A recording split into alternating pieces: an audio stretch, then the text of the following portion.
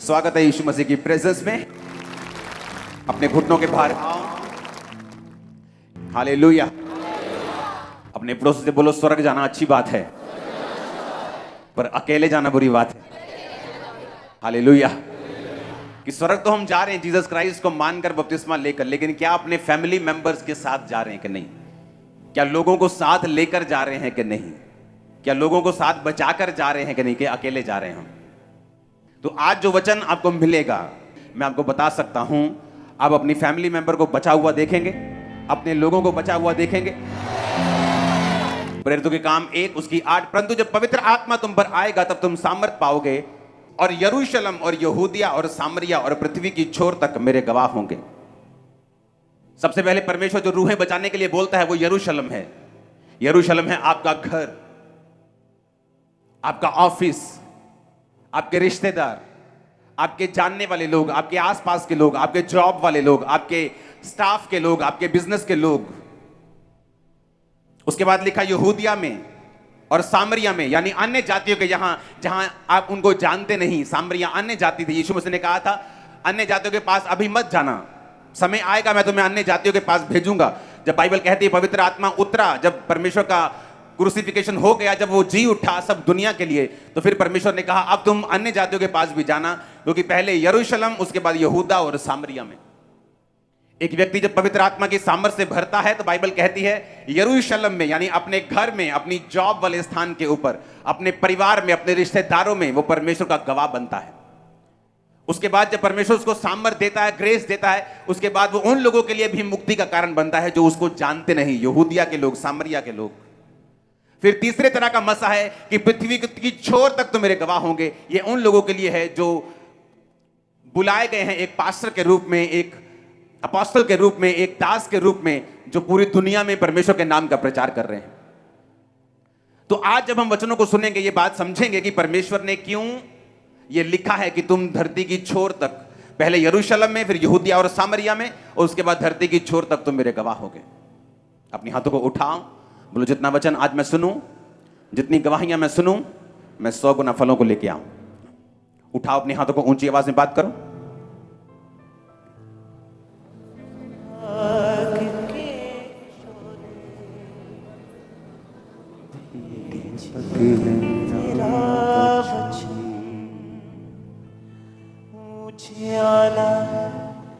निगाहों का तेरा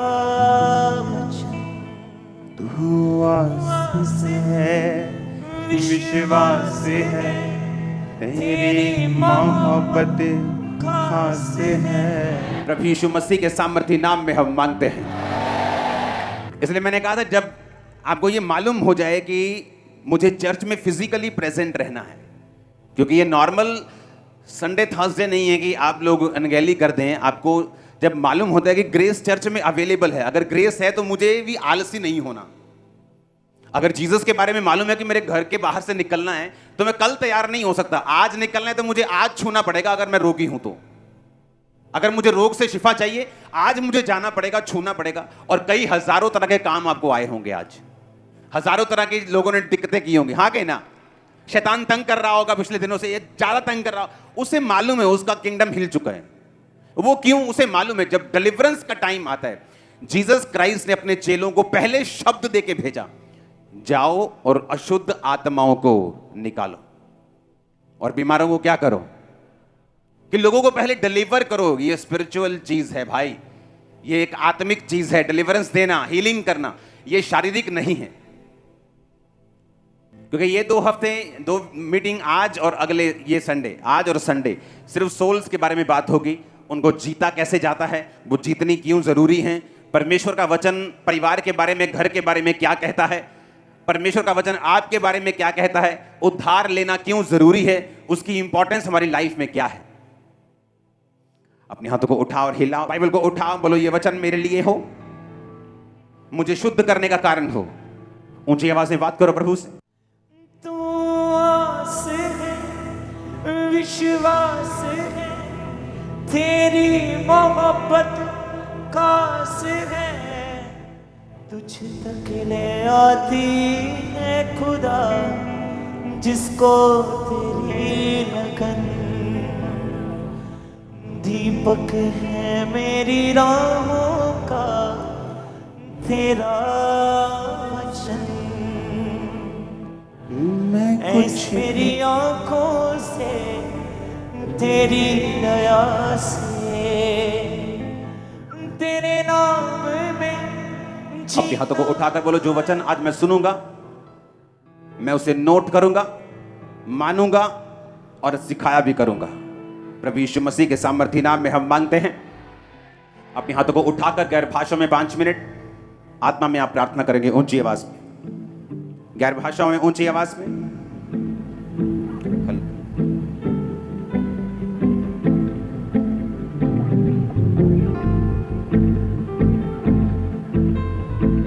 प्रभु यीशु मसीह के सामर्थी नाम में हम मांगते हैं।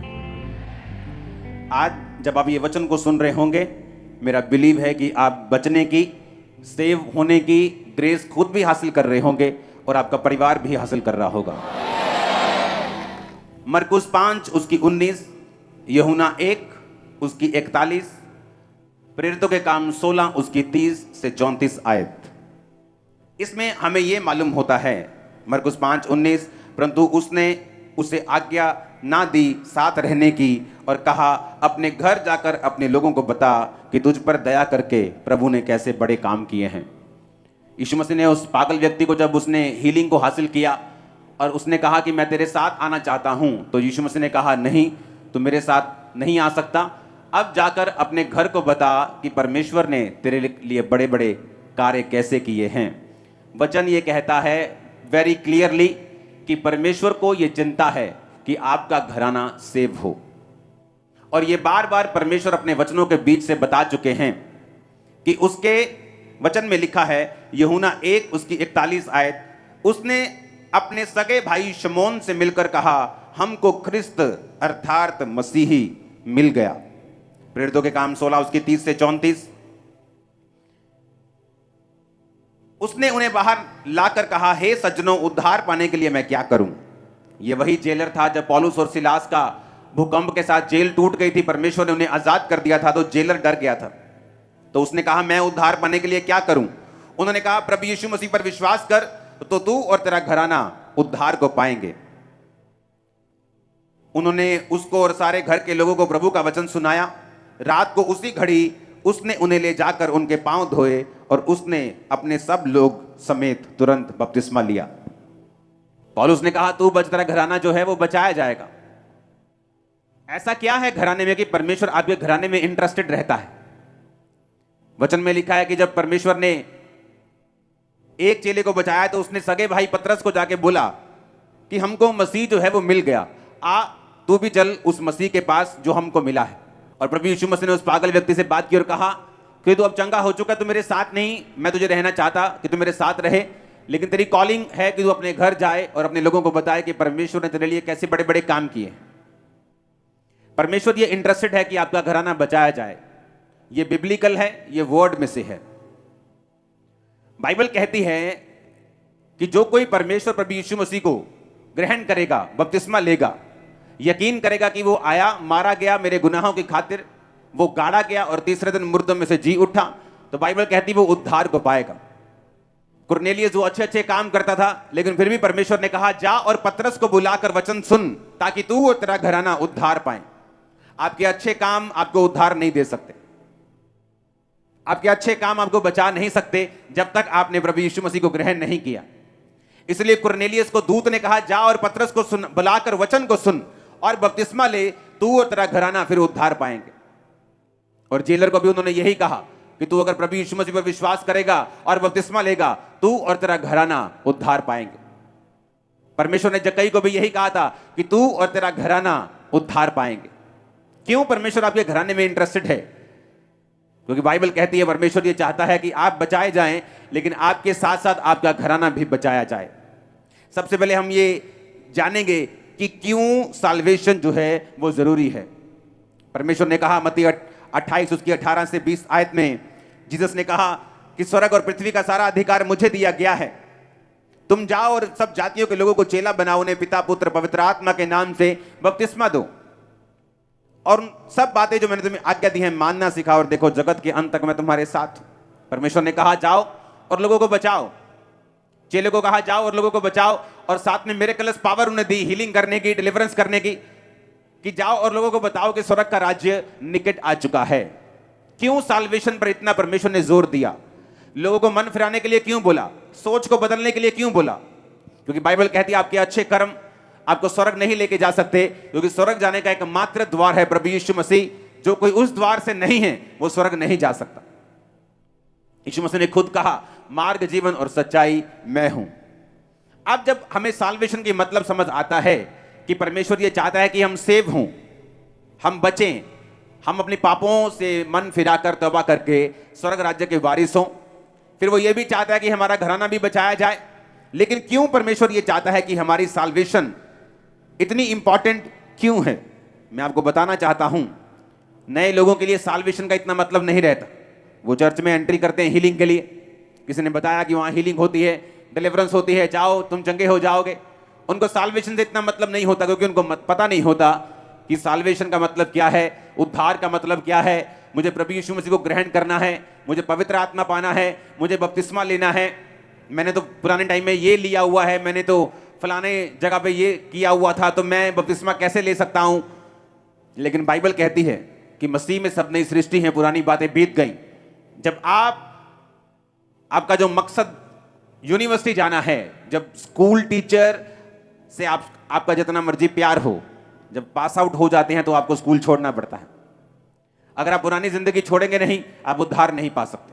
अगर आप दो जगह पांव रखेंगे, आप उद्धार नहीं पा सकते।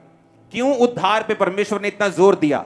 और उसी उद्धार को देने के लिए परमेश्वर ने अपने चेलों को पावर दी कि जाओ और उनके मुर्दों को जिलाओ, जाओ और उनके लंगड़ों को चंगा करो, उनके कोड़ियों को शुद्ध करो, जाओ उनके दुष्ट आत्मा को निकालो। और ये सारी मिरेकलस पावर और साइंस एंड वंडर्स परमेश्वर ने इसलिए दिए ताकि वो ये विश्वास कर सके कि प्रभु यीशु मसीह हमारा उद्धार करता है, और उसे ग्रहण कर सके और परमेश्वर के पीछे चल सके। ये सारी मिरेकलस पावर, ये हीलिंग टेस्टिमनीज, ये डिलीवरेंस टेस्टिमनीज, इनका एक ही मकसद है। वो मकसद है आपको उद्धार की ओर लेके जाना, आपको साल्वेशन की ओर लेके जाना, आपको परमेश्वर के साथ जोड़ना। यही मकसद है परमेश्वर का हीलिंग करने का। इसलिए परमेश्वर ने 38 साल के रोगी को बोला कि फिर से कोई पाप मत करना, ऐसा ना हो इससे भारी मुसीबत तुझ पे आ पड़े। अब 38 साल का रोगी जानता था। आपसे अगर मैं आपसे ये बोलूं कि गंदे काम मत करना दोबारा, तो आपको मालूम है कौन से गंदे काम आप करते हो। आपसे मैं बोलूं अच्छा फिर से बुरे काम मत करना, तो आपको मालूम होता है वो बुरे काम कौन से हैं। आप बोलते ठीक है जी मैं नहीं करूंगा। तो उस व्यक्ति को मालूम था कि वो पाप करता है, उद्धार से दूर है। इसलिए प्रभु यीशु मसीह ने जब कहा फिर से पाप मत करना, ऐसा ना हो इससे भारी मुसीबत उस पर आ पड़े, तो वो जानता था कि वो पाप, वो गुनाह कौन से हैं, क्योंकि यीशु मसीह ने उसको हील किया था ताकि वो पाप से अब दूर रहे, सेव रहे, साल्वेशन में और उद्धार में बना रहे। मेरी चर्च में एंट्री कैसे हुई? हीलिंग के लिए। मुझे मालूम हुआ कि चर्च में हीलिंग होती है। मेंटली अपसेट के अटैक होते, डिप्रेशन था, बहुत सारी बीमारियां थी, टूट चुका था, नशों में मरने वाला था, सुसाइड का सब तैयारी कर चुका था। लेकिन चर्च में गया सिर्फ हीलिंग के लिए कि चर्च में हीलिंग होती, वहां भी मैं छूट जाऊंगा। उद्धार के लिए नहीं गया। कितनी देर जाता रहा हीलिंग के लिए। बपतिस्मा भी मैंने हीलिंग के लिए लिया था कि जल्दी ठीक हो जाऊंगा। लेकिन जब ये बात समझ आती है कि ये सारा कुछ परमेश्वर इसलिए कर रहा है कि आप उद्धार पाएं। बाइबल कहती है जब आदम ने पाप किया, उद्धार से दूर हुआ। बाय नेचर वो गुनाह आज हर बंदे में है। एक नए जन्मे बच्चे के अंदर भी वो ब्लड से पापी है, बाइबल कहती है, और उसको उद्धार की जरूरत है। और बाइबल कहती है जब हम जीसस क्राइस्ट पे बिलीव करते हैं कि वो हमारे गुनाहों की खातिर उसने अपना लहू को बहाया और वो तीसरे दिन मुर्दों में से जी उठा, कब्र में से निकल गया, विश्वास करते हैं, तो बाइबल कहती है अगर तू विश्वास करेगा तो तू उद्धार को पाएगा। लेकिन क्यों परमेश्वर इतना इंटरेस्टेड है मुझे उद्धार देने के लिए और मेरे परिवार को उद्धार देने के लिए? मैं उद्धार, वो मुझे हीलिंग दे दे, डिलीवरेंस दे दे, लेकिन वो मुझे उद्धार में ही रखना क्यों चाहता है? क्योंकि जिन लोगों को यह बात समझ आई है वो लोग कभी भी उन्होंने नॉर्मल फिर लाइफ नहीं जी है, उन्होंने विक्टोरियस लाइफ जी है। जो आपके ड्रीम लाइफ है, आप बोलते हो फलाना हीरो ड्रीम लाइफ जी रहा है, अगर आप उनके घरों में जाकर देखेंगे तो बदतर हालत है। वो ड्रीम लाइफ नहीं है, वो सिर्फ रियल लाइफ है, रियल लाइफ नहीं है। अगर आप रियल लाइफ में देखना चाहते हो, ड्रीम लाइफ को पूरा होते हुए आपकी लाइफ में बिना डिप्रेस्ड, बिना अटैक, बिना झंझट के आपको जिंदगी अगर आप जीना चाहते हो, विक्टोरियस लाइफ जीना चाहते हो, बिना डर के, बिना घबराहट के जीना चाहते हो, मैं आपको बता रहा हूं, फिर आप ये नहीं कहेंगे कि मैं कौन सा बिजनेस करूं, क्योंकि जिस जगह आप हाथ लगाएंगे वो सोना हो जाए। मैं आपको सच कह रहा हूं। अब हमारी प्रॉब्लम ये नहीं है कि हम मतलब कोई नया काम नहीं कर सकते। अब दिक्कत यह है कि काम जो मर्जी करें वो सफल होगा, लेकिन टाइम नहीं, इंटरेस्ट नहीं। वो कोई भी फील्ड हो, मुझे मालूम है अगर मैं उस फील्ड में जाऊंगा मैं कामयाब होऊंगा। रीजन पवित्र आत्मा, रीजन परमेश्वर और उसका उद्धार, जिसके बारे में मैं समझ चुका हूं। अब आपको समझना है कि उद्धार क्यों जरूरी है। पाप से दूर रहना, बपतिस्मा लेना, परमेश्वर में बने रहना, भवन से लगे रहना, भवन में रोपे रहकर उसमें बढ़ते रहना क्यों जरूरी है। उद्धार में बने रहना क्यों जरूरी है। क्यों वचन में लिखा अपने अपने उद्धार के बारे में काम करते रहो, यह क्यों जरूरी है। भजन संहिता 51 उसकी 7 से 13 में लिखा, दाऊद कहता है, जब वो पाप में गिर गया, जूफा से मुझे शुद्ध कर तो मैं पवित्र हो जाऊंगा, मुझे धो तो मैं बर्फ से भी अधिक सफेद बनूंगा। मुझे हर्ष और आनंद की बातें सुना, जिससे जो हड्डियां तूने तोड़ डाली हैं वो मगन हो जाएं। अपना मुख मेरे पापों की ओर से फेर ले, मेरे सारे अधर्म के कामों को मिटा डाल। हे परमेश्वर, मेरे अंदर शुद्ध मन उत्पन्न कर, मेरे भीतर स्थिर आत्मा नए सिरे से उत्पन्न कर। मुझे अपने सामने से निकाल ना दे और अपने पवित्र आत्मा को मुझसे अलग ना कर। अपने किए हुए उद्धार का हर्ष मुझे फिर से दे और उदार आत्मा देकर मुझे संभाल। तब मैं अपराधियों को तेरा मार्ग सिखाऊंगा और पापी तेरी ओर फिरेंगे। दाऊद ये बात अच्छी तरह से जानता था। आप जानते हैं आज क्यों कुछ फैमिलीज आपके घराने में ऐसी हैं, कुछ लोग ऐसे हैं जो बचाए नहीं गए। रीजन क्या है आप जानते हैं। जो लोग अपने विश्वासी घराने के सामने, अविश्वासी घराने के सामने अनसेफ जो बचे नहीं, वो एक यंग लड़का हो सकता है, शराब पीने वाला, व्यभिचार में गिरा हुआ, संसार में खोया हुआ, गानों में खोया हुआ, गलत कामों में खोया हुआ, मौज मस्ती में खोया हुआ। आप जानते हैं क्यों ये बच्चे बचाए नहीं जाते, क्यों फैमिलियों में साल्वेशन नहीं आती। उसका रीजन ये है कि एक विश्वासी ना तो खुद उद्धार की कीमत को समझता है, ना तो उसमें बना रहता है, और तीसरा ना ही उनकी जिंदगी अपने घर वालों के सामने ऐसी है कि वो उस जिंदगी से प्रभावित हो सके। अगर आप अपनी फैमिली को बचाना चाहते हैं, पहली बात आपको उनके सामने एक धर्मी जीवन जीना पड़ता है। आपको खुद उद्धार में जीना पड़ता है। अगर आप चाहते हैं आपका बेटा, आपकी बेटी, बाप, मां, भाई, बहन, रिश्तेदार बचाए जाएं, तो आपको लिव राइट, आपको उनके सामने जिंदगी सही तरह से परमेश्वर में बने रह के, पवित्रताई में, पवित्र सामर्थ में, अनॉइंटिंग में, प्रेयर में, फास्टिंग में जुड़े रह के खुदावंद के साथ आपको जीनी पड़ती है, अगर आप चाहते हो वो बचाए जाए। लेकिन इस पॉइंट से पहले मैं आता हूं उद्धार क्यों इंपॉर्टेंट है, और जिनको उद्धार का समझ आया वो लोगों ने क्या किया इस दुनिया में। यह बात समझ आ गई कि परमेश्वर ने कहा कि अन्य जातियां इसी वस्तु की खोज में रहती हैं। अच्छा घर लेना है, बेटे को कनाडा भेजना है, लड़की की अच्छी शादी करनी है, अच्छे कपड़े डालने हैं, बड़ा घर लेना है, गाड़ी। परमेश्वर ने कहा अन्य जातियां इन्हीं वस्तुओं की खोज में रहती हैं, पर तुम्हारा स्वर्ग के पिता जानता है तुम्हें इन वस्तुओं की जरूरत है। अन्य जाति उन्हीं चीजों की खोज में रहती हैं, दुखों के साथ चलती हैं, दुख मिले हुए उनकी सेवा, उनकी बरकत में भी 100 में से 2 कामयाब, 4 कामयाब होते हैं, उसके साथ भी दुख मिले होते हैं। परमेश्वर ने कहा तेरा पिता जानता है तुझे इन वस्तुओं की जरूरत है, तो कहता है पहले उसके धर्म और राज्य की खोज कर, तो ये सारी वस्तुएं तुझे पीछे पड़ के मिल जाएंगी। अब सुनो, दाऊद कौन था। दाऊद एक भेड़ों और बकरियों को चराने वाला एक घर का सबसे रिजेक्टेड पर्सन था। जब शमूएल मसा करने के लिए उसके भाइयों को आया, एक जन को आया जिसे परमेश्वर ने कहा था राजा होने के लिए मसा करना, तो वचन समझाता है कि दाऊद इतना रिजेक्टेड था, इतना भूला हुआ जन था। जैसे कि फैमिली में होता है ना, चाचा भूला हुआ होता है, चाचे को कोई याद ही नहीं करता। वो सारी फैमिली बताए चाचा है ही नहीं है। वो चाचा इतना लल्लू किस्म का है, इतना इफेक्टलेस है, इतना कमजोर किस्म का, उसको याद ही नहीं करता चाचा को। या चाचा ऐसा है कि कोई रिजेक्शन का आत्मा उसकी लाइफ में काम करते हैं। दाऊद इतना रिजेक्टेड था कि उसकी फैमिली इतना बड़ा फंक्शन हो जाए, क्योंकि अगर पुराने नियम में, आज तो आप विजिट करते हो, पुराने नियम में ऐसा कोई रिवाज नहीं था। तो अगर नबी किसी के घर गया है, असली वाला नबी, वो आजकल वाला नहीं, असली वाला, तो लोग टांगे कांपती थी। उन्हें मालूम था या तो जीवन लेके आया या मौत लेके आया। या तो सजा का हुक्म लेके आया या एक बड़ी बरकत। तो लोग उनसे डरते थे हमेशा, और लोग पूछते थे क्या तू मित्र भाव से आया या कैसे आया, तो लोग घबरा जाते थे उनको देख के कि क्यों आया, कि परमेश्वर का नबी है, कोई मैसेज लेके आया तो पता नहीं क्या होने वाला है हमारे साथ। तो जब उनके घर में इतना बड़ा फंक्शन हुआ कि शमूएल नबी, उस जमाने का ऐसा नबी कि जिसकी बात धरती पे नहीं गिरती थी, वो आया तो लोग दाऊद को भूल गए। इसका मतलब इतना भूला हुआ जन था। लेकिन वचन कहता है दाऊद भेड़ बकरियों को चराने के समय भी अपने उद्धार में बना रहा, और जब वो भेड़ बकरियों को चराता था तब भी वो पाप में नहीं गिरा और अपने उद्धार में वो बना रहा। होता क्या है जब आप उद्धार में बने रहते हैं, इसलिए परमेश्वर ने कहा जो सर्वशक्तिमान परम प्रधान के छाए हुए स्थान में बैठा रहे वो सर्वशक्तिमान की छाया में ठिकाना पाएगा।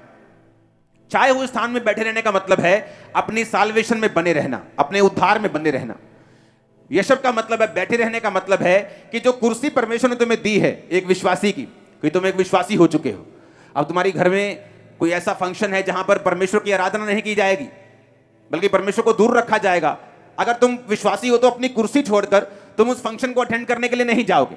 तुम ऐसी जगहों पे नहीं जाओगे जो वहां परमेश्वर की आराधना नहीं होती। तुम वहां पर नहीं जाओगे चाहे घूमने के लिए भी हो। क्यों? क्योंकि तुम परम प्रधान के छाए हुए स्थान में भी बैठे रहना चाहते हो, उद्धार में ही बने रहना चाहते हो। जिसको समझ आई कि उद्धार जरूरी क्यों है वो इन बातों को पूरा करता है। अब होता क्या है, जब दाऊद अपने उद्धार में बना रहा तो क्या हुआ? उद्धार में बने रहने के कारण, क्योंकि जब उद्धार में आप चलते हैं हो सकता है आपकी लाइफ में कोई बदलाव ना आए, पहले 2 साल 4 साल 5 साल आप वही जॉब करते रहें, आप वही काम करते रहें, वही पैसे में चलते रहें, वही नॉर्मल लाइफ बिताते रहें। लेकिन बाइबल ये कहती है जो अपने घर चट्टान पर बनाते हैं, चट्टान पर घर बनने में समय तो लग सकता है लेकिन जब घर बनके तैयार हो जाएगा लोग वाह वाह बोलने जरूर आएंगे। अब जब दाऊद का आत्मिक घर बन रहा था और वो उद्धार में बना हुआ है तो बाइबल कहती है समय आता है जब परमेश्वर आपको पे चेक देता है, आपको तनख्वाह देता है। कुछ कंपनी आपको 1 साल बाद तनख्वाह देती है, एनुअल इनकम देती है। तो दाऊद की कई बार परमेश्वर जो इनकम देता है ना उद्धार में बने रहने की, वो कई बार लेट आती है, इकट्ठी आती है। पर जब इकट्ठी आती है तो मजा भी बड़ा आता है कि लाखों रुपए आ गए एकदम से, कहां तो हजार आना था। तो दाऊद को इकट्ठी मिलती है पे चेक। क्या? शमूएल आके उसको मसा कर जाता है। अब वो फिर उद्धार में बना हुआ है, अभी सिर्फ मसा किया उसको, हुआ कुछ नहीं। जब मसा किया फिर उद्धार में बना रहा, परमेश्वर के साथ जुड़ा रहा। एक दिन क्या होता है, उल्टा शाऊल उसके मगर लग जाता है, मारने की कोशिश करता है, भागना पड़ता है, लेकिन उद्धार से बाहर नहीं आया। तो क्या हुआ? राजा बन गया, सिर्फ यहूदा के गोत्र का। फिर बना रहा इजराइल के पूरे 12 गोत्रों का। उद्धार में बना रहा, 66 लड़ाइयां लड़ी, 66 जीती। इकोनॉमी डाउन होने की बजाय अब चली गई। आज एक यूक्रेन की लड़ाई हो रही है रशिया के साथ। कहीं कनक महंगी हो चुकी है, कहीं खाना महंगा हो चुका है, कहीं तेल महंगा हो चुका है, कहीं पेट्रोलियम महंगा हो चुका है, फ्लाइट्स महंगी हो चुकी, सब कुछ गड़बड़, पूरी दुनिया में इफेक्ट हुआ उसका। दाऊद जिस देश में रहता था 66 लड़ाइयां लड़के भी वो पूरा स्ट्रांग था। क्यों? दाऊद को उद्धार का मतलब मालूम था। उसको मालूम था मैं जहां जा रहा हूं मुझे सफलता मिल रही है, जिस लड़ाई में जा रहा हूं परमेश्वर मुझे गाइड कर रहा है, वो मुझसे बात कर रहा है। क्योंकि अगर आप उद्धार में हैं तो परमेश्वर आपको गाइड करता है, उसका आत्मा आपसे बात करता है। अगर आप परमेश्वर के ज्यादा करीब हैं वो आपसे बोल के बात करता है। आप विश्वासी टाइप हैं, आप अच्छे विश्वासी हैं, कई बार वो दिल में डालता है। तो आपको ये मालूम होना चाहिए कि जरूरी नहीं परमेश्वर आपसे बोल से बात करे। ओके, जो खास सेवकाई के लिए बुलाए गए कई बार उनसे परमेश्वर बोल के बात करता है, वो दिल में डालता है। तो दाऊद उद्धार में बना रहा, धीरे धीरे राजा बना, 12 गोत्रों का राजा बना, 66 लड़ाइयां लड़ी, जीती। और बाइबल कहती है अपने सारे एनिमीज के ऊपर उसने कब्जा कर लिया, कोई भी दाऊद के ऊपर कब्जा नहीं कर पाया। दाऊद एक लौता राजा था पूरे इजरायली हिस्ट्री का जिसको कोई हटा नहीं सका। बूढ़ा होके पूरा इतना बूढ़ा हो गया कि कपड़े भी उसको गर्म नहीं रख पाते थे। और बाइबल कहती पूरी उम्र का होके वो मरा और परमेश्वर के पास गया। रीजन क्या है? जब दाऊद ने पाप किया तो उसने कहा अपने किए हुए उद्धार का हर्ष मुझे फिर से दे। पता है क्यों? जब आप सेव होते हैं, जब आप उद्धार में होते हैं, एक हर्ष आपके अंदर होता है, एक आनंद आपके अंदर होता है। बीमारी के साथ साथ भी वो चलता है, कई बार परीक्षा के साथ साथ भी कई बार वो चलता है। लेकिन दाऊद को मालूम था कि उद्धार अगर मेरे पास होगा तो मैं जहां जाऊंगा मैं सफल होऊंगा, और अगर मेरे पास उद्धार नहीं होगा तो पता नहीं कौन सा एनिमी मुझे किस टाइम हरा के जाएगा।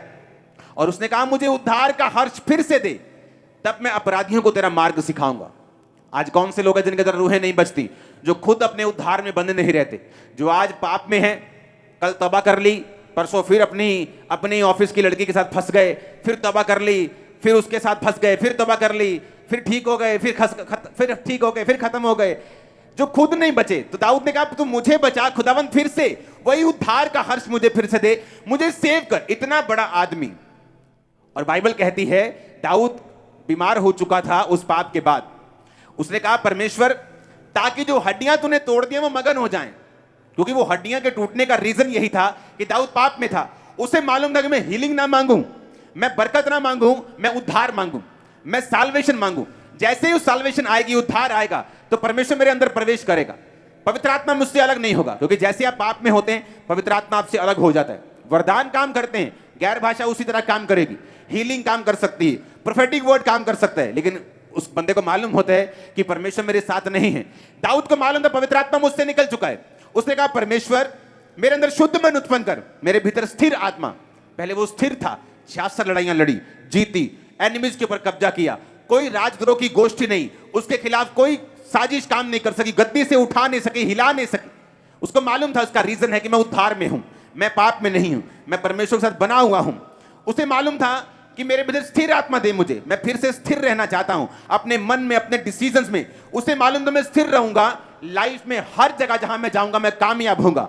मैं आपको बता सकता हूं, मैं आपको दावा कर सकता हूं, अगर आप लोगों ने उद्धार में बने रहे, इसको मेंटेन करके रखा, आप प्रेयर नहीं करेंगे कि मैं इस काम में कामयाब हो जाऊं, आप कामयाब होंगे 101%। आपका बिजनेस हो, आपकी जॉब हो, आपका काम हो, कुछ भी हो, परमेश्वर आपको बरकत देगा। रीजन, अगर आपने उद्धार में बने रहने का फैसला कर लिया है। दाऊद ने फैसला कर लिया, इसलिए बाइबल कहती है उसने उद्धार मांगा। उसने कहा प्रभु तू मुझे उद्धार दे, पवित्र आत्मा को अलग ना कर, ताकि जो हड्डियां टूट गई वो मगर हो जाएं, तब मैं अपराधियों को तेरा मार। दाऊद को मालूम था साल्वेशन की वैल्यू का। आप क्रिश्चियन घराने में जन्मे जरूरी नहीं आप सेव हो। अगर आपने यीशु मसीह को अपना पर्सनल सेवियर, अपना उद्धारकर्ता अगर ग्रहण नहीं किया, बपतिस्मा नहीं लिया था। और दाऊद को मालूम था ये आशीष मांगनी, हीलिंग मांगनी, जीत मांगनी सब व्यर्थ है अगर मेरी लाइफ में उद्धार नहीं है। तो उसने उद्धार मांगा। उसने कहा प्रभु मुझे सेव कर, अपना आत्मा मुझे फिर से दे। उसे मालूम था अगर आत्मा आ गया तो कामयाबी मेरे पास होगी। क्या कहता है वचन इब्रानियों 8 से 11 आयत, विश्वास ही से अब्राहम जब बुलाया गया तो आज्ञा मानकर ऐसी जगह निकल गया जो मिरास में लेने वाला था, और ना जानता था कि मैं किधर जाता हूं, तो भी निकल गया। विश्वास ही से उसने प्रतिज्ञा किए हुए देश में, पराये देश में परदेशी के समान रहकर इसहाक याकूब समेत जो उसके साथ प्रतिज्ञा के वारिस से तंबुओं में वास किया, क्योंकि वह उस स्थिर नींव वाले नगर की बाट जोता था जिसका रचने वाला और बनाने वाला परमेश्वर है। कौन से स्थिर नींव वाला नगर? हेवनली यरूशलेम। बाइबल कहती है वो यरूशलेम की बाट जोता था, वो स्वर्ग जाने की तैयारी कर रहा था। आप जानते हैं जिस दिन स्वर्गदूत ने कहा अब्राहम तेरे बेटा होगा, स्वर्गदूत ने कहा मैं जो 100 साल का होने वाला हूं क्या पुत्र उत्पन्न करूंगा? मेरी पत्नी जो बूढ़ी हो चुकी है 90 साल की, क्या वो संतान पैदा करेगी? इस्माइल तेरी दृष्टि में खुदाबंद बना रहे यही बहुत है। इस्माइल जो 86 साल की उम्र में उसके हुआ था, उसने कहा वही बहुत है। अब्राहम को यह बिलीव हो चुका था कि अब उसके संतान नहीं होगी। इतने सालों के बाद भी खुदा ने बोला था कि जा और तेरा वंश पालू के समान होगा, रेत के किड़कों के समान। उसके वायदे पूरे नहीं हो रहे थे, तब भी बाइबल कहती है उसका ध्यान स्वर्गीय यरूशलेम की ओर था। वो ये विश्वास कर चुका था कि अब मेरे बेटा नहीं होगा, कोई बात नहीं, लेकिन मैं अपनी साल्वेशन को खत्म थोड़ी कर सकता हूं। अपनी हीलिंग के चक्कर में मैं स्वर्ग मिस थोड़ी कर सकता हूं। मुझे परमेश्वर ने अगर फाइनेंशियल बरकत नहीं दी तो क्या मैं स्वर्ग मिस कर दूं? क्या शराब पीने चले जाऊं? क्या पाप करने चले जाऊं? बाइबल कहती है जिन्होंने इस तरह से उद्धार को संभाला है कि दुनिया की बरकत उनके लिए मायने नहीं रखती, उन्होंने इतनी बरकत पाई है कि बाइबल कहती है वो गवाह होते हैं। दाऊद देख लो, अनलिमिटेड बरकत। अब्राहम देख लो, राजा लोग उससे जेलसी करते थे, राजा लोग उसकी लाइफ में बो के जाते थे, उसके बेटे से राजाएं गवर्नमेंट जेलसी करती थी। इतना वो बरकत, इतनी उनकी सामर्थ्य, इतनी प्रॉपर्टी थी। रीजन, उनको सेव होने का मतलब समझ आ चुका था। वो साल्वेशन के मतलब को समझते थे, उसमें बने रहने के कारण को भी समझते थे। जब इंसान एक फैसला कर लेता है कि मुझे सेव होना है, मैं परमेश्वर के पीछे चलूंगा, ये बरकत नहीं मिली तो भी चलूंगा, अगर ये ना मिला तो भी चलूंगा। अगर आपने अपना मन साल्वेशन के ऊपर लगा लिया तो मैं आपको बता रहा हूं, मैं वो कह नहीं पा रहा हूं, मेरे मन में वो वचन है, आप एक तरह ऐसा चुंबक बन जाते हैं, आप जिस चीज को टच करेंगे ना वो हीरा बन जाएगा। मैं सच कह रहा हूं, मैं आपको सच कह रहा हूं। रीजन आपके अंदर स्पिरिट होनी चाहिए, आत्मा होना चाहिए, पवित्र आत्मा। वो होता है इस उद्धार से। अब आपको यह समझ आ गई कि उद्धार क्यों जरूरी है, क्योंकि मेरी लाइफ का हर एक पहलू, हर कोना उद्धार पर निर्भर करता है। कुछ मूर्ख लोग मैंने देखे खुद पाप करी जाएंगे, चर्च में आके प्रेयर रिक्वेस्ट पे प्रेयर रिक्वेस्ट दे जाएंगे, मेरा ये काम नहीं हो रहा, मेरा ये काम नहीं हो रहा, मेरा ये काम नहीं हो रहा, मेरा ये काम नहीं हो रहा। कैसे होगा काम? क्योंकि बाइबल कहती है सारी बरकतें परमेश्वर ने कहा था मेरे धर्म और राज्य की खोज के साथ जुड़ी हुई है, कि जब तुम धर्म और राज्य की खोज करोगे, जब तुम मेरे पीछे चलोगे, उद्धार पाओगे, बपतिस्मा लोगे, एक धर्मी जीवन जियोगे, तो यीशु मसीह ने खुद कहा है कि ये सारी वस्तुएं तुम्हें पीछे पड़ के मिलेंगी। पीछे पड़ के मतलब तुम्हारे पीछे लग जाएंगी। ऊंची आवाज में हालेलुया बोलो। दाऊद और अब्राहम अपनी साल्वेशन और अपनी आत्मिक जिंदगी के लिए इतने कंसर्न थे, इतने चिंतित थे कि दाऊद जब बीमार था उसे हीलिंग की परवाह नहीं थी। उसे यही था कि जो गलती हो गई, मैं उद्धार से दूर हो गया हूं, मैं वापस आ जाऊं। अब्राहम को अपनी चंगाई की परवाह नहीं थी कि अगर बेटा नहीं हुआ तो वायदे कहां गए, लोग क्या कहेंगे, जिस घराने से मैं निकला हूं अन्य जातियों से वो क्या कहेंगे, कि खुदा ने वायदा पूरा नहीं किया। उसे कोई परवाह नहीं थी, लोग क्या कहेंगे, हीलिंग होगी कि नहीं, बच्चा होगा कि नहीं। कहता मैं स्वर्गीय यरूशलेम की बाट जोता हूं। आज रियल में अगर आप क्रिश्चियनिटी विजिट करेंगे, उन लोगों के पास बरकत नहीं है जिन्होंने बड़ी बड़ी गवाहियां ली हैं, या वो खुदा में बहुत बड़ी तरह से नहीं चले, लेकिन अगर उस हीलिंग वाले ने उद्धार को भी सीरियसली लिया है तो उनकी बरकतें देखना कितनी है, उस सेवकाई की बरकतें देखना कितनी है। जिन्होंने साल्वेशन को सीरियसली लेकर परमेश्वर को फॉलो किया है। हालेलुया। अब मैंने उद्धार पा लिया, इसकी वैल्यू को समझ गए कि मेरी लाइफ में हर जगह उद्धार काम करता है। ये एक मास्टर की है, मेरे बिजनेस में, मेरी जॉब में, मेरी मैरिड लाइफ में, हर जगह ये काम करेगी अगर मैं इसमें बना रहूंगा तो मास्टर की समझ आ गई। अब परमेश्वर क्या चाहता है? कहता अगर तू बचेगा तेरा घराना क्या पाएगा? उद्धार पाएगा। कई बार जब आप उद्धार पाते हैं, आपका घराना अगर उद्धार में नहीं है तो भी आपकी फैमिली पूरी तरह से पीस में और शांति में नहीं रह पाती। सबसे पहले मुझे यह समझ आ गया कि मैं उद्धार क्यों पाऊं। अब यह समझ आ गया कि परमेश्वर ने कहा था कि तेरा परिवार जरूरी है, इसलिए उसने कहा अपने घर जाकर लोगों को बता। इसलिए पतरस का भाई जब पतरस जाकर कहता कि हमें ख्रिस्त मिल गया, जेलर कहता मैं आप उद्धार पाने के लिए क्या करूं? बपतिस्मा ले, तेरा तू और तेरा घराना उद्धार पाएंगे। जक्कई को बोला तू और तेरा घराना। घराने में परमेश्वर इंटरेस्टेड है, क्योंकि आपकी बरकत, आपकी शांति आपके घराने, आपकी फैमिली के साथ जुड़ी हुई। आपका दोस्त आपसे बदतमीजी करे, आप उसे चेंज कर सकते हो, फैमिली चेंज नहीं कर सकते। उसी घर में सोना है जाके, पति चेंज नहीं कर, पत्नी चेंज नहीं कर सकते, बच्चे चेंज नहीं कर सकते, माता पिता चेंज नहीं कर सकते, भाई बहन चेंज नहीं कर। तो परमेश्वर इंटरेस्टेड आपकी फैमिली भी बचाई जाए। तो जो अगर आप अपनी फैमिली को सेव होते देखना चाहते हैं, कितने लोग आप में से हैं जिनका कोई ना कोई फैमिली मेंबर अभी सेव होने के लिए रहता है? हाथ खड़ा करो। ये देखो, ये वचन आप लोगों के लिए खुदा ने भेजा, सच कह रहा हूं कि नहीं?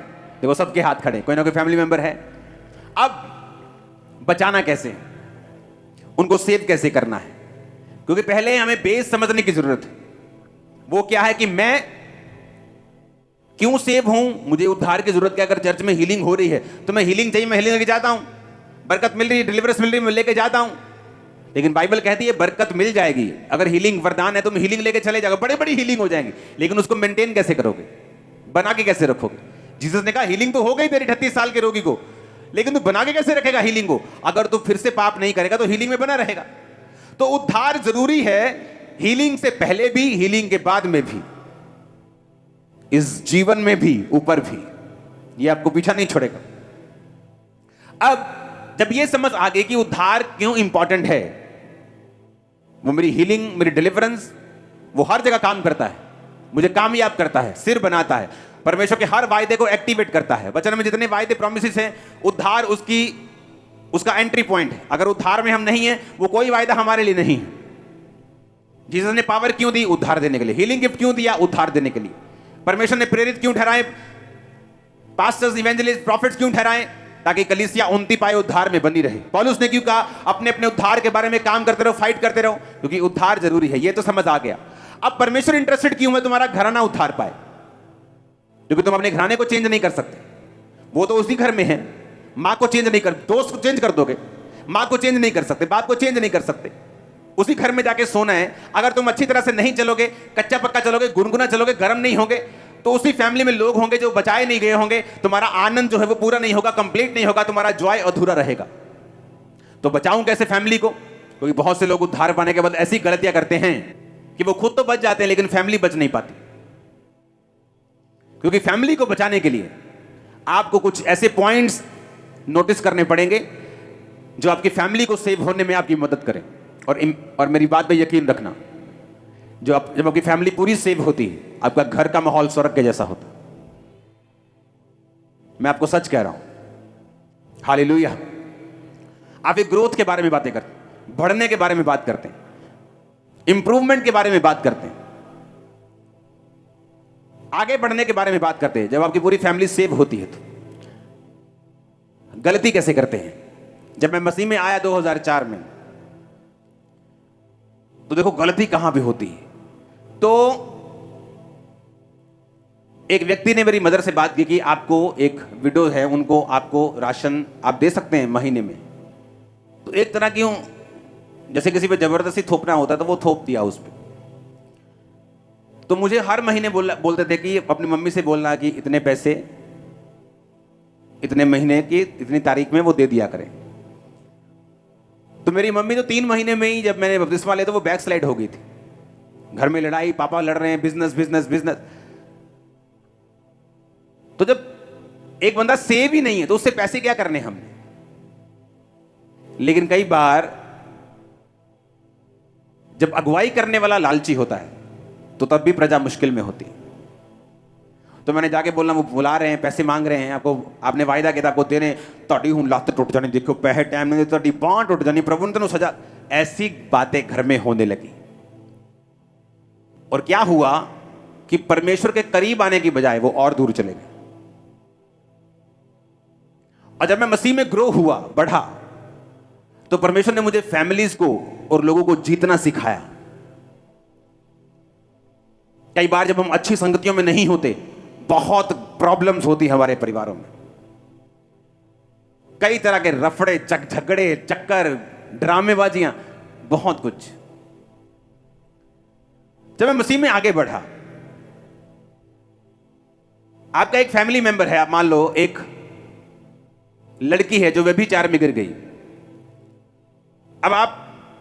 अब लोगों को तो नहीं पता व्यभिचार में, लेकिन फैमिली मेंबर्स को पता है। एक यंग लड़का व्यभिचार में, लोगों को नहीं मालूम, चर्च के बिलीवर्स, लेकिन आपको पता है, आप फैमिली मेंबर हैं। जब आप प्रेयर में जाते हैं, आपको स्पिरिट को डांटना है, उसके पीछे की स्पिरिट जो है व्यभिचार की, चोरी की, डिस्ट्रैक्शन की। जब आप उस स्पिरिट को डांटते हैं प्रेयर में, तो परमेश्वर उन व्यक्तियों को आजाद करता है। यीशु मसीह के पास लाए एक गूंगे को।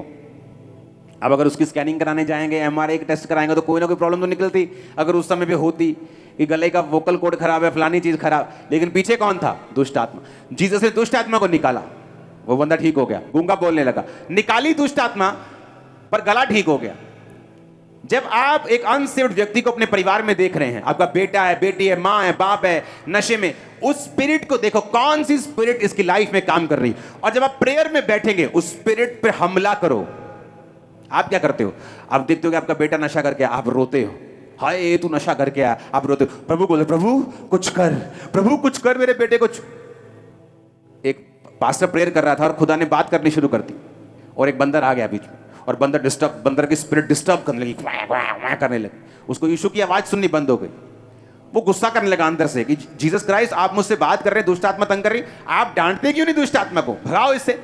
जब यीशु ने कुछ नहीं किया तो गुस्से में आके बोला, ए दुष्ट आत्मा भाग जा। वो दुष्ट आत्मा चली गई। जीसस से बात हुई, उसने कहा, जीसस आपने दूर क्यों नहीं किया? जीसस ने कहा, तुझे दूर करना है, मुझे नहीं। पावर तुझे दी गई है। देखो मैं सांपों और बिच्छुओं को रौंदने का और शत्रु की सारी सामर्थ पर किसे अधिकार देता हूं? खंबरे के बाहर आवाज जानी चाहिए, बोले मुझे। किसको अधिकार दिया है? पिछले थर्सडे मैंने बताया था, डिजर्नमेंट, परख का आत्मा। आप जब बैठेंगे, आपको मालूम होता है इस लड़की के अंदर डर का आत्मा है, इसके अंदर कंफ्यूजन का आत्मा है, इसके अंदर कमजोरी का आत्मा है, बिना चीज कमजोरी, यानी कि काम बहुत कर लिया कमजोरी, दुष्ट आत्मा है उस कमजोरी का। डिस्ट्रैक्शन, नशा, व्यभिचार दुष्ट आत्मा है। आप जब उनको देखते हैं, आप प्रेयर में बैठेंगे और आत्मिक आंखों से देखेंगे, वो तब खुली होंगी जब आपने सिलेंडर चोरी नहीं किए होंगे, बिजली चोरी नहीं की होगी, जब दिन में 10 चोरियां की हो, 10 चुगलियां की हो, तो आत्मा दिखाएगा क्या? आंखें तो बंद रहेंगी। आंखें बंद रहेंगी जब दारू पी के लड़का घर आएगा, देखेगा कुछ नहीं, आत्मा में रोती तुम भी रहोगी और चर्च के पास्टर को भी साथ में तुम रुलाती रहोगी, पास्टर जी इसके लिए प्रेयर करो, 10 साल हो गए, इसमें कुछ हो नहीं रहा है। तो जब मैं उद्धार में हूं और प्रेयर में बैठा हूं, तो मुझे समझ आ रही है कि इस लड़के के पीछे एक ये वाली दुष्ट आत्मा है, इसके पीछे जादू उटोना है, इसके पीछे ये स्पिरिट है। तो जब मैं प्रेयर में बैठूंगा, उस स्पिरिट को ब्रेक करूंगा इसके अंदर से, खुदाबंद यीशु के नाम में। जादू टोना, ये नशे की स्पिरिट, ये गंदी आत्मा इस बेटी से, इस भाई से आउट हो, आउट हो, आउट। जब आप प्रेयर माउंटेन की प्रेयर अटेंड करेंगे, उस प्रेयर में आप चलेंगे, अपने बेटे की, अपनी बेटी की, अपने भाई की, मां की, बाप की, अपने रिश्तेदारों की, आप स्पिरिट को चेक करेंगे और डांटेंगे उन स्पिरिट्स को, उनको छोड़ के जाएं। जब तक स्पिरिचुअल चीजों की वैल्यू हमारी निगाहों में नहीं बढ़ती, तब तक हम बरकत नहीं पाएंगे और सेव नहीं होंगी फैमिलीज। किसी के घर में कोई मर जाए, रोते लोग, रोते कि नहीं रोते? बताओ भाई, रोते कि नहीं? लेकिन किसी के घर में कोई आत्मिक मौत हो जाए तो लोग रोते नहीं। क्या आत्मिक मौत ज्यादा रोने योग्य है कि शारीरिक मौत? शरीर में मरे तो ऊपर स्वर्ग, आत्मा में मरे तो नीचे भी नरक और ऊपर भी नरक। तो कौन सी मौत ज्यादा रोने योग्य है? आत्मा की। क्या तुम रोए कभी? क्या कभी रो के प्रेयर की अपने बेटे के लिए जो बचा नहीं, अपने परिवार के लिए? क्योंकि हमने तैयारी नहीं की है उनके बचने की। हमें आत्मिक मौत ऐसी लगती है तो ठीक है, ओ नहीं ये चर्च नहीं जाता, और मैं नू कहना भी नहीं, बहुत बहुत दयालु बनने के जिता ना, बहुत भले मानस का हुंदा बंदा ना, बहुत किते नहीं नहीं मैं नहीं कहता नू चर्च जान। तुम उसे धक्का दे रहे हो नरक की ओर। नीचे भी लाइफ नरक कर बैठेगा वो, और ऊपर भी नरक कर बैठेगा। जब लाइफ में, आंखों में, निगाहों में स्पिरिचुअल मौत का दर्द ही नहीं है, तो तुम रोगे नहीं जब प्रेयर में बैठोगे। जब प्रेयर में बैठोगे और अगर आत्मिक मौत का दर्द होगा कि यह बंदा आत्मिक मरा हुआ है, ये फैमिली मेंबर, आप रो के प्रेयर करोगे, प्रभु इसे जी उठा, इसे छू, स्पिरिट को डांटोगे और उसके लिए प्रेयर करोगे। कितने मेरी बातों को समझ रहे हैं? आप उनके लिए, उनके सामने राइट रीति के साथ जियोगे, आप उनसे हमेशा प्रेम करोगे, आप उनके सामने हमेशा पेशेंस रखोगे। आपने 10 बार प्रीच किया, 11वीं बार वो फिर वही गलती करें, आप उन पे भड़क नहीं सकते। कितने सुनता नहीं, मैं कितनी सुनता तू आ काम नहीं करना, यीशु मसीह मान। नो, आप नहीं कर सकते। साल्वेशन जबरदस्ती की नहीं है। आप एक मां होने के नाते उस पर मां का फर्ज अदा कर सकते हो कि आप उसको जबरदस्ती बोल दो आज तुझे चर्च चलना है, वो अलग बात है। लेकिन एक अनसेव्ड लॉस्ट सोल को हमेशा बचाने के लिए आपको यह बार बार उन्हें बताना पड़ेगा कि परमेश्वर की योजना तेरी लाइफ के लिए अच्छी है।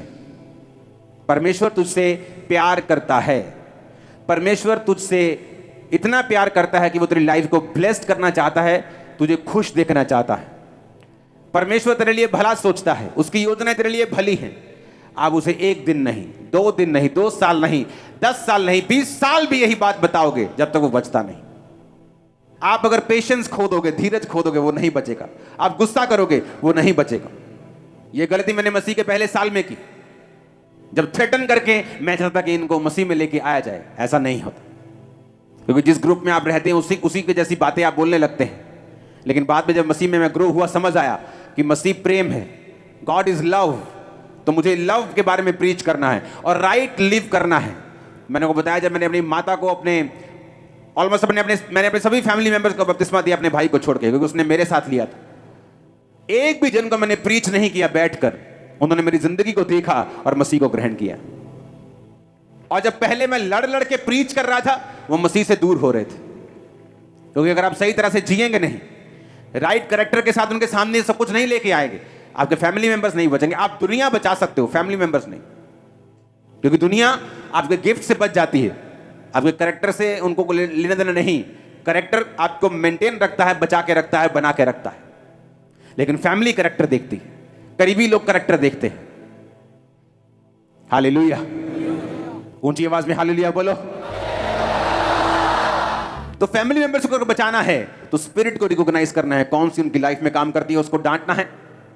वो आलस की स्पिरिट है, डर की स्पिरिट है, कमजोरी की स्पिरिट है, अशुद्धता की स्पिरिट है, वो कौन सी स्पिरिट है, आप उसको स्पिरिट को पहचान कर उसको डांटना है। उनके सामने सही रहना है, उनसे प्यार करना है, उनके सामने धीरज रखना है, और अपने, अगर आप पत्नी हैं, एक अच्छी पत्नी बने। आपके घर के बर्तन गंदे हो सारी रात और आप बोले मैं प्रार्थना करने बैठ गई थी और घर की सफाई ना हो, और आपका पति बचा हुआ नहीं है, तो वो आप खुद एक रुकावट है अपने पति को सेव करने में। आप बोले मैं तो सेवक हूं, मैं तो पास्टर हूं, और आपकी पत्नी भूखी और बच्चे स्कूल जाने से बैठे हो, आप एक अच्छे पास्टर नहीं हैं। कृपया करके सेवकाई छोड़ दें, क्योंकि जीसस ने कहा जो अपना घर नहीं संभाल सकता वो सेवा नहीं कर सकता। अगर आप कैरेक्टर में नहीं हैं, सुनो, लोग बोलते हैं अच्छा बिजनेस में फेल हो गए, चलो पादरी बन जाओ। अगर तुम बिजनेस में फेल हो गए, तुम चर्च में भी फेल हो। तुम्हें पहले कोई चेला ताश नहीं खेल रहा था जब जीसस ने बुलाया, कोई नाव पर जाल धो रहा था, सब काम कर रहे थे। कोई चाहे बड़े लेवल का काम कर रहा था, कोई छोटे लेवल का काम कर रहा, लेकिन सब काम कर रहे थे, कोई वेला नहीं था। अपने आप को वेले रहने से बचाओ, अपना एक नमूना बनाओ, अपनी फैमिली में एक नमूना पेश करो, अपने आप को एक कांटेक्ट पॉइंट की तरह रखो कि जीसस का आप कांटेक्ट पॉइंट है, जिसके जरिए से परमेश्वर ने साल्वेशन देनी है। अगर उसको आप करप्ट करेंगे, खराब करेंगे, तो आप यीशु मसीह की योजना के ऊपर एक रुकावट डालेंगे। कितने इन बातों को समझ रहे हैं? उद्धार क्यों जरूरी है समझ गए, क्यों लेना है समझ गए, यीशु मसीह ने पावर क्यों दी, हीलिंग क्यों दी समझ गए, खुद उद्धार लेना है क्यों ये समझ गए, परिवार क्यों देना है ये समझ गए। और मैं आपको बता रहा हूं, आप जब राइटली जिएंगे, सही रीति के साथ जिएंगे, आपका बेटा आपको चोरी के पैसे लाके देता है, आप एक विश्वासी मां है, किस हाथ से, किस मुंह से उस पैसे को पकड़ती हैं और किस हाथ से उसका आटा, दाल और चावल खाती हैं, आप सेव नहीं है। आपको सिखाना है, चाहे कुछ दिन भूखे रहो, कुछ दिन दुखी रहो, क्योंकि राइट स्पिरिट में रह के हमें परमेश्वर में बढ़ना है, ताकि हम सेव हों और हमारे परिवार बचाए जाएं। हालेलुया। आप जब राइट जिएंगे, आप देखना ग्रेस काम करेगी। एक पास्टर अपनी चर्च में प्रीच करता था, प्रीच कर करके थक गया, लोग नहीं सुधरे। कहता मैं इतना फ्रस्ट्रेट हो गया अपनी सेवकाई से, मैं दूर जाके प्रेयर करने लगा। कुछ हफ्ते मैंने प्रार्थना में बिताए, और जब मैं वापस आया तो कहता पुलपिट में मैंने प्रचार शुरू भी नहीं किया था, अभी वर्शिप भी कर रहा था। लोग रोने लग गए, प्रभु मुझे माफ कर, आज मैं तौबा करता हूं, तौबा करती हूं। रीजन, जब आप खुद परमेश्वर के साथ सही हो जाते हैं तो ऑटोमेटिकली साल्वेशन और हीलिंग और डिलीवरेंस आपके परिवारों में काम करना शुरू कर देती है। आप हल्का सा अपने बेटे को बोलेंगे बेटा आज क्रिसमस से चलना है, और आप हैरान होंगे वो मान गया, क्योंकि उसके पीछे आपने प्रेयर कर ली है, आपने स्पिरिट को डांट दिया है, आपने शैतान को बांध दिया, उसकी पावर फिनिश कर दी, आपने पेशेंस दिखाया है पिछले 4 महीने, धीरज दिखाया है, प्रेयर की है, प्यार दिखाया है, प्रेयर की है, खुद सेव हो, खुद साल्वेशन में, उद्धार में, पाप से दूर हो, बने हुए उद्धार में। तो जब आप बोलेंगे बेटा चर्च चलना है, आगे से आवाज आएगी ओके मम्मा चलते हैं। बस पहले वो क्रिसमस आना शुरू करेगा, क्रिसमस, ईस्टर, फिर बड़ी बड़ी मीटिंग, फिर हर संडे आपको छोड़ने के लिए, उसके बाद हर संडे खुद आपसे भी आगे बैठा होगा। ये मैंने देखा है। इमेजिन करो मैं चर्च के बाहर गेट के ऊपर 5 बंदे खड़े कर दूं, अल्कोहल मीटर लेके, आपके मुंह को सूंघे कि शराब तो नहीं पी, शराब पी, बाहर ही फैंटा चाट दो, ऐसा पीटो उनको दोबारा चर्च में शराब पी के एंटर ना करे। ये तो वो बात हो गई कि हॉस्पिटल के बाहर बंदे खड़े कर दो और बोलो कोई बीमार आया तो फैंटी चाट दो, सारे बीमार फैंटी चाट दो, कोई बीमार नहीं बढ़ना चाहिए। अरे परमेश्वर का घर ही बीमारों के लिए, पापियों के लिए।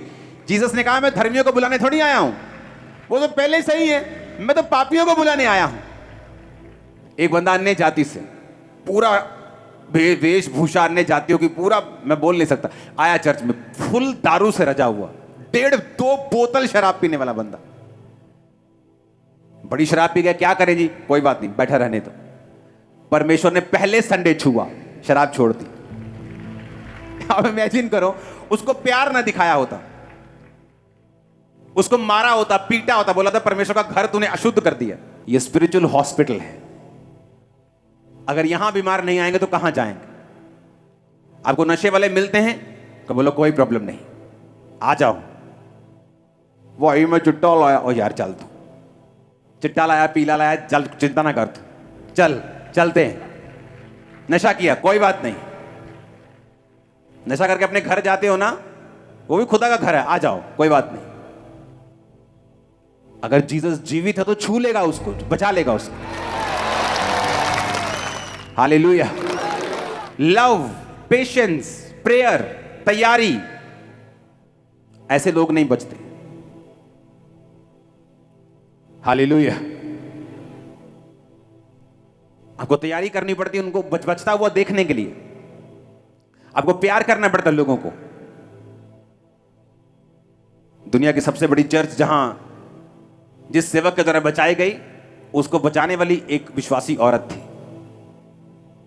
उसको टीबी हो चुकी थी बंदे को, उसका दादा और पापा सेम बीमारी से मर गए थे। तब 1950 में जब टीबी होती थी तो वो कैंसर की तरह थी, तब लोग मर जाते थे, बीमारी का इलाज नहीं था। तो जब उसको टीबी हुई, वो मरने वाला था, ब्लड मुंह से आना शुरू हो गया, तो एक लड़की आके उसको बोल रही बाइबल पढ़ना। कहता नहीं मैं बौद्ध धर्म से हूं, हम बाइबल नहीं पढ़ते। उसने कहा प्रभु यीशु तुम्हें चंगा करेगा, यीशु धर्म बदलने नहीं आया, जीवन बदलने आया, आप बाइबल पढ़ो। उसने कहा नहीं मैं नहीं ले सकता। वो रोने लगी लड़की, प्रेयर करने लगी रो के, प्रभु इसके दिल को छू। उसने कहा ठीक है तू रो मत। कई बार इतनी सी जबरदस्ती करनी पड़ती है आपको कि चला चर्च में चलते हैं, प्यार के साथ, गुस्से के साथ नहीं, लव के साथ, पैशन के साथ। बाइबल कहती है जीसस क्राइस्ट जब लोगों को देते थे तो तरस से भरते थे। वो उस तरस आपके अंदर होना चाहिए, वो पैशन होना चाहिए, वो जेलसी खुदा के लिए होनी चाहिए। उसने बाइबल ली, कहता ठीक है, कहता मैंने बाइबल इसलिए नहीं मैं पढ़ूंगा, इसलिए कि रोना बंद कर दे, वो चली जाए। कहता जब वो चली गई, मैंने अचानक बाइबल खोली, पढ़ने लगा, तो जब हीलिंग स्क्रिप्चर्स पढ़ने लगा, हीलिंग पद पढ़ने लगा, चंगाई वाले लाइनें पढ़ने लगा, तो जीसस ने उसे छूना शुरू कर दिया और हीलिंग देनी शुरू कर दी। और वहां से पैदा हुई दुनिया की सबसे बड़ी चर्च साउथ कोरिया। आज वो सेवक खुदा के पास है, पूरे बुढ़ापे में होकर खुदा के पास चला गया। हालेलुया। अब अपने घरों में लोगों को इनवाइट करते हैं, प्रीच करते हैं। तो ऐसा भी होता है कि आपके घर के बाहर एक नॉन बिलीवर आया और आपकी मीटिंग से घर के बाहर सिगरेट पी रहा हो और आप उस पर गुस्सा करते रहे, तो तेनों नहीं पता तू चर्च आया है। आप उससे प्रेम करेंगे, वो खुद सिगरेट को लात मार देगा एक दिन, मैं आपको बता रहा हूं। जीसस ने पाप से नफरत की है, पापी से नफरत नहीं की। हमें पाप से नफरत करनी है, हमें गंदगी से नफरत करनी है, आदमी से नफरत नहीं करनी।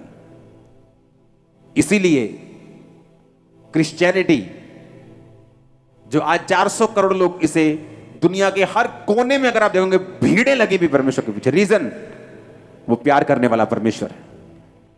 जो नया व्यक्ति आपके पास आया, अगर वो घर के बाहर जाकर वो चैनी खड़ी लगा रहा है तो उसे डांटो मत, डोंट वरी। एक दिन वही होगा जो प्रीच करने वाला भी हो सकता है। जिस दिन मैं चर्च देखने के लिए गया था 16 अगस्त 2004 रात को 8 बजे, उस टाइम मैंने नशा किया हुआ था। इमेजिन करो अगर पास्टर लोग बोल देते कि भाई साहब आपने अभी खाया पिया हुआ है, कल आना, तो हो सकता कल आता ही ना, मैं भूल जाता, बोलते चल छोड़ो, सालों बाद फिर ये योजना टल जाती या मर जाता। लेकिन जब आप प्रेम करते हैं, प्यार करते हो, क्योंकि हॉस्पिटल्स तभी चाहिए जब आप बीमार हैं। जब चंगे हो गए फिर क्या सिर पे मारना है हॉस्पिटल तुम्हारा? कौन जाता है डॉक्टर के पास जब वो चंगा भला हो? आज के बाद ये ग्रेस आपके सिर पे होगी रूहों को बचाने की। जीसस ने क्यों कहा पवित्र आत्मा से भरो, उद्धार पाओगे, पवित्र आत्मा तुम्हारे पास है, तुम भरोगे। फिर उसने कहा तुम यहूदिया, यरूशलेम, यरूशलेम, यहूदिया, सामरिया और पृथ्वी का छोर। पहले तुम अपना घर बचाओगे, ऑफिस बचाओगे, रिश्तेदार बचाओगे, फिर अन्य जाति बचाओगे, जब अगले लेवल पे जाओगे दुनिया बचाओ। कितने मेरी बात को समझ रहे हैं? इसलिए उसने कहा जब तुम उद्धार में बने रहोगे तो पहला टारगेट फैमिली, फिर अन्य जाति लोग, तुम्हारे घर मोहल्ले के, तुम्हारे नगर के, तीसरा फिर पूरी दुनिया। अपने हाथों को उठा। हमारे YouTube चैनल को सब्सक्राइब करें ताकि आप परमेश्वर के गहरे भेदों को जान सकें कि कैसे आप परमेश्वर में बढ़ सकते हैं, कैसे आप दुष्ट आत्माओं से, नशों से, बीमारियों से और वंशों के श्रापों से आजाद हो सकते हैं।